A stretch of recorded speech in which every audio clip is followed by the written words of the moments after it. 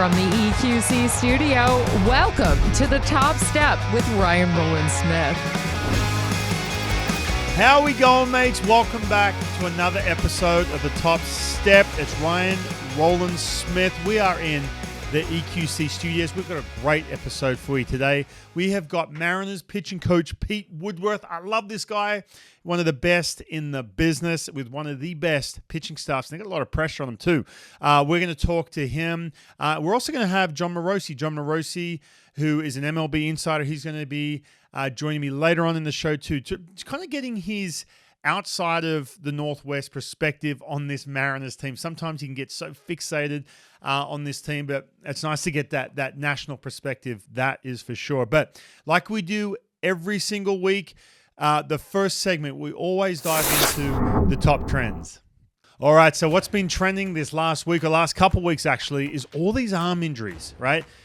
That's been the talk of the town all over Major League Baseball. I've had some massive conversations for people here locally, nationally, even some of the kids who I coach with through Next Gen Baseball. It's been a big talking point because you're watching some of these young arms go down and they're going under the knife. They're going to have the old Tommy John surgery, or they're having arm issues, or whatever it may be. And the conversation always comes up, what is the solution? Where is this game going? How come so many guys are dropping when you talk about some arm injuries? Now, it is that time of year. I will start this segment, this trending segment, with just to say that this time of year, what happens is usually you have that off season and you're in a nice little rhythm. You go to spring training, and then all of a sudden, April hits, and the intensity goes through the roof. We've seen it. You're not quite getting those numbers, those velocity numbers, or something may feel like it's a little bit off. You're facing hitters for the first time that actually matter. Man, a lot of things can go into it. So you do see this a lot in the month of April. However, the spotlight is on, man, because you're seeing all this top-end, high-end talent dropping with having to get the Tommy John. A couple of them, good examples. Shane Bieber, Spencer Strider, Yuri Perez with the Marlins. Some of the best pitchers in the game. 1, 2, 3 dropping. So is it bad? Yes, it's bad. Is it going to get worse? I hate to say it. It's going to get worse. What is the solution? It's a tricky one. A lot of people are throwing around, is it the pitch clock? Is it the fact that the pitchers can't use the sticky stuff anymore? Are guys just trying to throw max velocity? It's a lot of these different factors that you're hearing about. I don't think you can really pinpoint it on one thing, and it's going to be really difficult for MLB to come up with this solution to say, all right, this is how we're going to protect arms. I think it has to trickle down to the youth level, which we're going to get to in just a second. But my take is, from a Major League standpoint, now I had a chance to pitch. I pitched 17 years professionally. I've been that guy that has had to proven that he still has something left in the tank, man. I remember throwing a bullpen session for a bunch of scouts at the Peoria Sports Complex, trying to come back. It was me and former teammate Mark Lowe. We're lined up. It's January. It's 10 a.m. It's cold, Arizona. I remember I basically rolled out of bed, went down there. I wasn't quite sure what the schedule was going to be, and they said, hey man, you're good to throw in 30 minutes. And they said to me right before I was about to go pitch, some of these scouts for these teams like, hey man, we just want to see some velo, that's all we want to see. I'm like, oh man, really? 10 a.m. in January on a cold morning?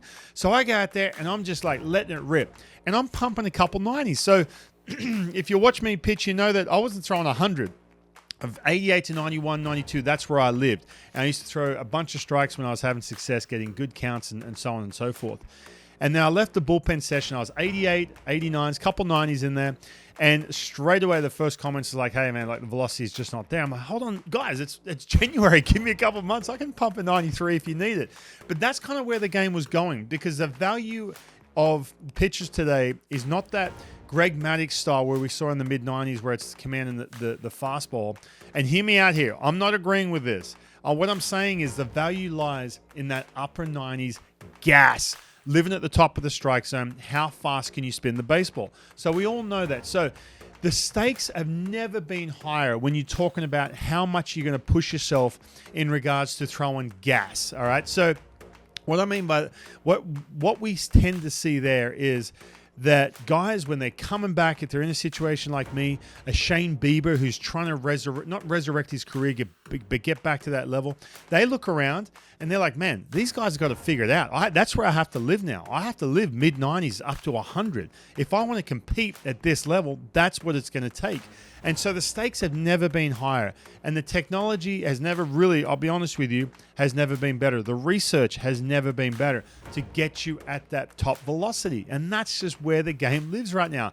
And at the expense of the players. So you cannot tell call it Yuri Perez or Spencer Stride's like, hey man, listen, we're going to take a little off right now so you can get through a 6-month season. They're going to be sitting there like, no, man, this is how I compete. This is where I'm at my best when I'm throwing upper 90s with that completely ridiculous breaking ball that no one has seen a decade ago. That's just kind of where they live. And so that's what I mean by it's only going to get worse before it gets better. Now, I think the real when you talk about what can Major League Baseball do, Justin Verlander talked about, pinning a DH to your starting pitcher, making some rules like that.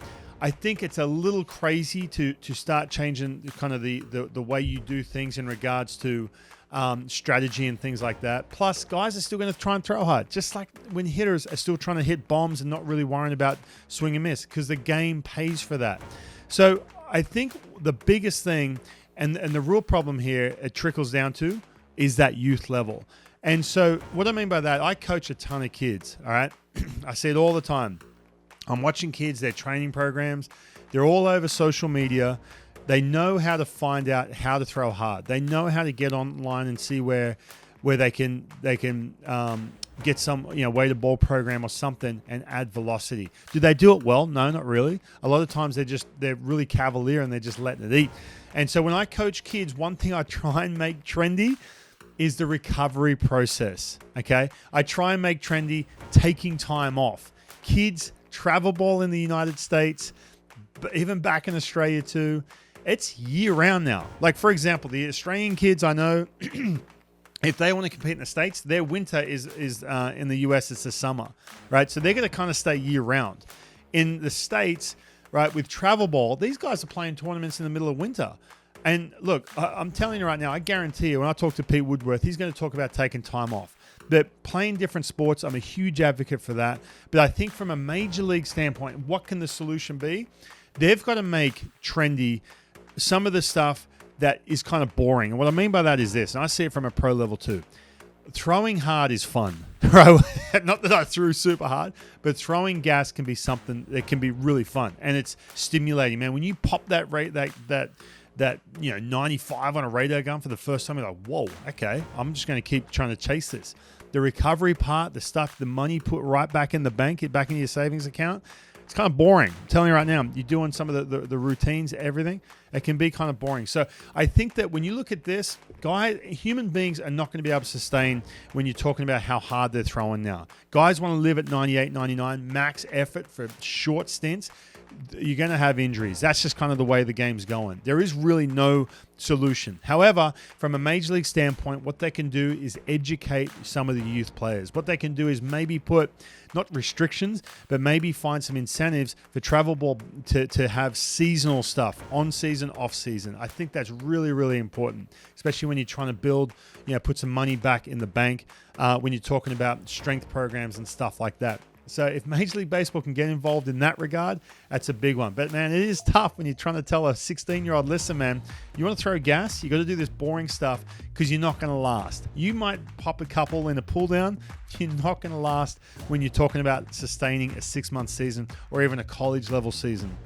Dr. Andrews talked about it as well. He said the fact that less Pro Bowl guys are going in to get Tommy John than youth baseball players in his clinic towards some of these later years, wild. So that's kind of where it's going. Arm injuries is going to be a part of the game. They're going to level out as the season goes on. Guys are just living at a higher level now. They've figured out ways to throw gas.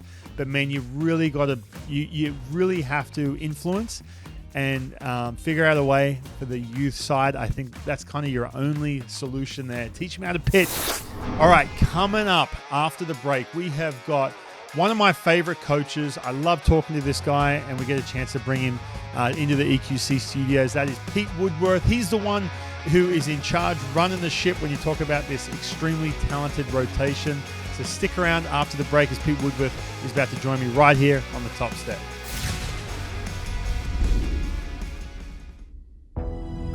I live in Tacoma, and I'm all about the action.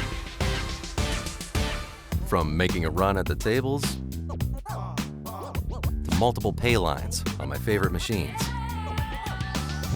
Game time. The sportsbook is better than being on the 50-yard line or sitting courtside. And I'm here for it.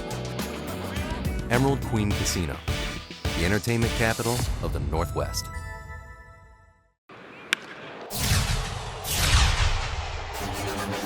All right, welcome back inside the EQC studios, and joining me on the Top Step, he's done it before, but not like this. He's one of my favorites. He is in the trenches with one of the best pitching staffs in baseball, most talented, Pete Woodworth. Welcome to the show, mate.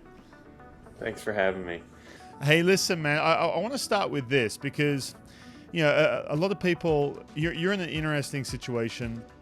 You are in the trenches with these guys through thick and thin. The Mariners' starting rotation has a ton of pressure on it, really, because I mean, it's been ranked as the #1 rotation, but these guys are not always perfect. Now, I want to ask you this right out of the gates. When you have one of these studs have a game, and it's kind of rough. They all have them. Everyone has them, right? Whether you're high level or a guy who's just trying to scratch through the big leagues. You have a guy like let's say Luis Castillo in Toronto, right? What's kind of the process with you and him from day one after that, day two, into that bullpen session, and then into the next start? Good question.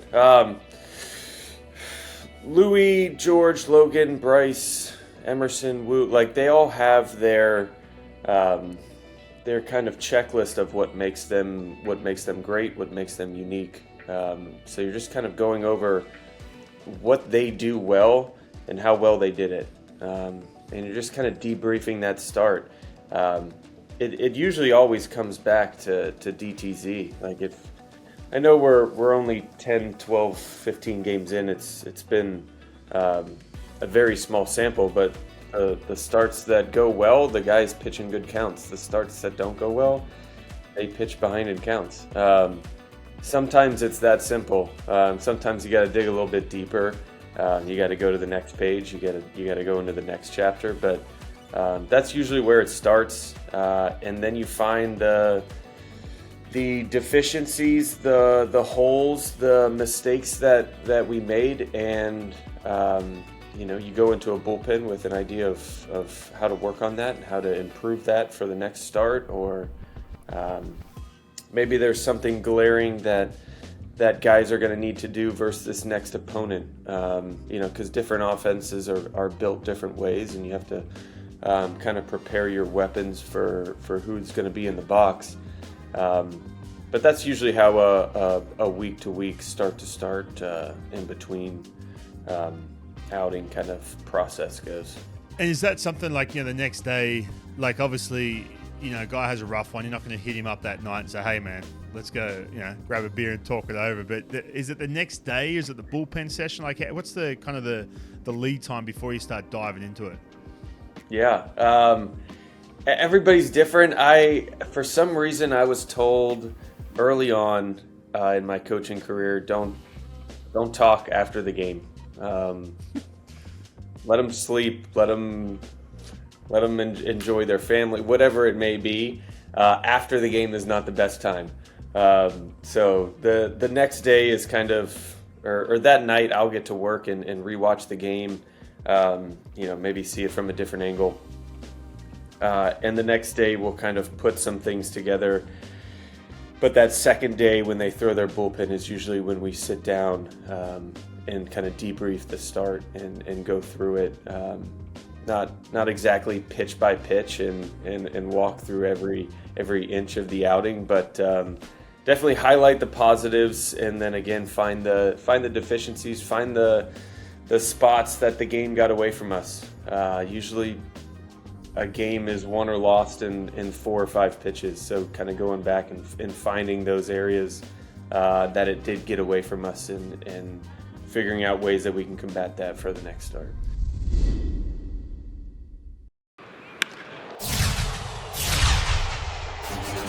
Now, the big talk around baseball is arm injuries. What's your take on everything we're seeing right now with some of the recent Tommy Johns that and UCLs we've been seeing all over the place? All right, I need to start this with a disclaimer of I am not a medical professional. We're going to have the print down the bottom of the screen. You're all good. Yeah. We've been building bigger and bigger cars, faster cars, for the last 10 years. We've become more intelligent in how to, build the human body to move quicker, to throw harder, to run faster, to create more force. There's a lot of different variables. There's a lot of people talking about the pitch clock, taking away rest in between sets. Can it be detrimental? Sure, of course. We are fortunate to have a high performance, a training and a strength group that really takes pride in this and keeping our guys on the field. You can't protect everyone and keep everyone on the field, but I don't know. It just seems like it happens every year in the first month of the season. Yeah, I agree, man. Guys ramping up for spring training. You look at the free agents that signed really late. Just looking, Blake Snell made his first start last night. Jordan Montgomery. I don't even know if Jordan Montgomery is with anybody yet. A lot of these guys don't have normal spring trainings, but even that, the recovery aspect of the off season and then having an ample and proper buildup in the spring training, it's not easy. Everyone's built different. Everyone's tissue is different. Everyone has different miles on their truck. So just setting a straight plan for everybody to follow, it's not easy. It's not easy to do.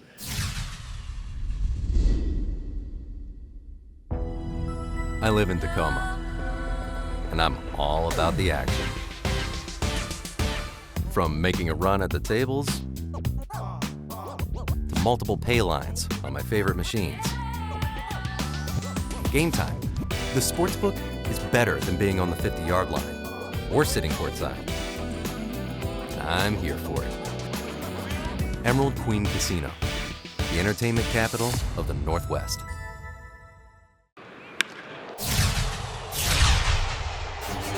All right, welcome back inside the EQC studio, and welcome back to the Top Step. My next guest, I'm telling you right now, man, he has meant a lot to me. He's kind of been like a little bit of a mentor in regards to navigating through this whole broadcasting world. And you know who he is. Anytime there's something big that breaks or some big news that happens, good chance it's this guy we have right here on the Top Step. Jon Morosi, welcome.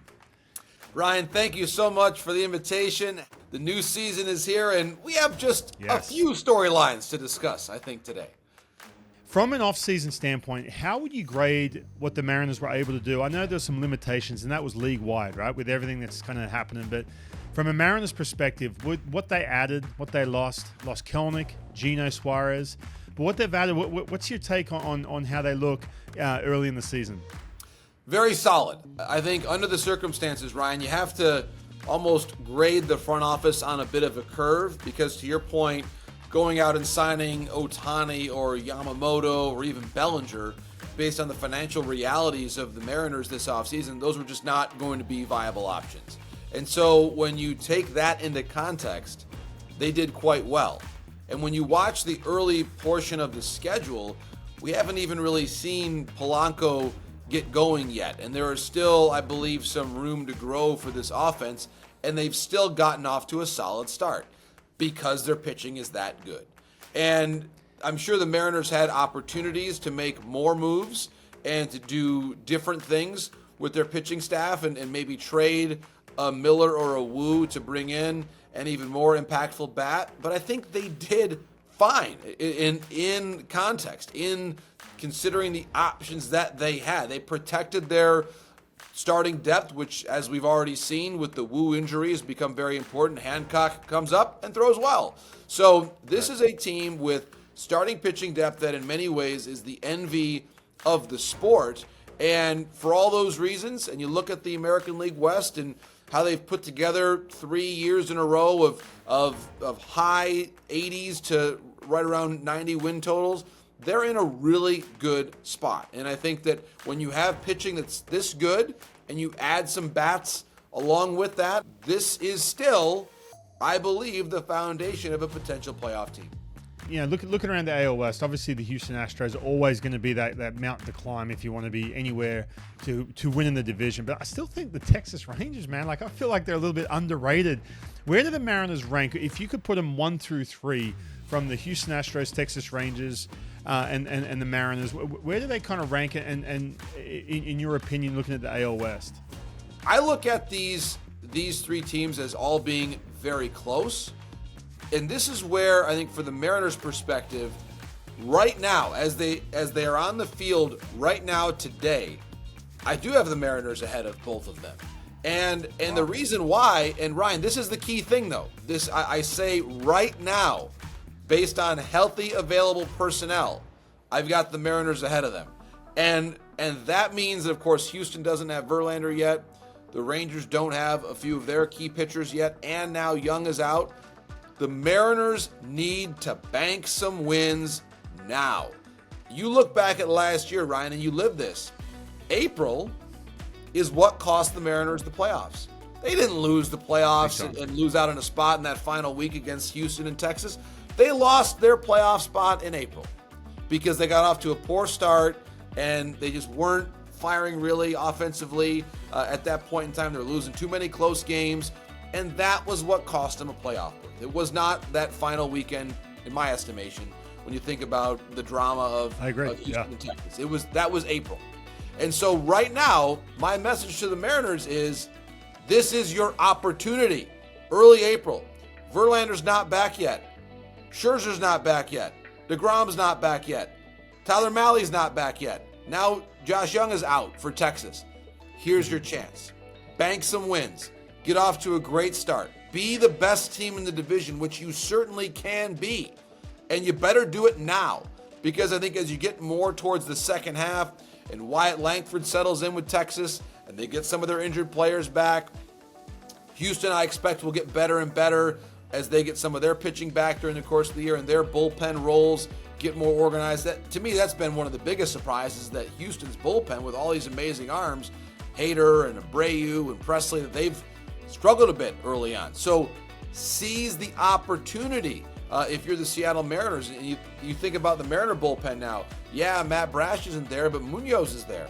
And Stanek looks like he was a really good signing by the Seattle Mariners. Yeah, I love that signing. I love the Stanek signing. That's for yes, sure. I think that in a lot of ways, Ryan, the opportunity for the Mariners is now. So do not waste it. All right, big thanks to Jon Morosi for joining me here in the EQC studios. Now, if you do want to watch any of the interviews, any of my guests, unedited, the full-length interview, make sure you go to YouTube. Make sure you go subscribe. There's all kinds of content going on there, as well as the full-length interviews as well. All right, guys, that is it for this week. Hope you enjoyed it. We'll see you right here next week on The Top Step.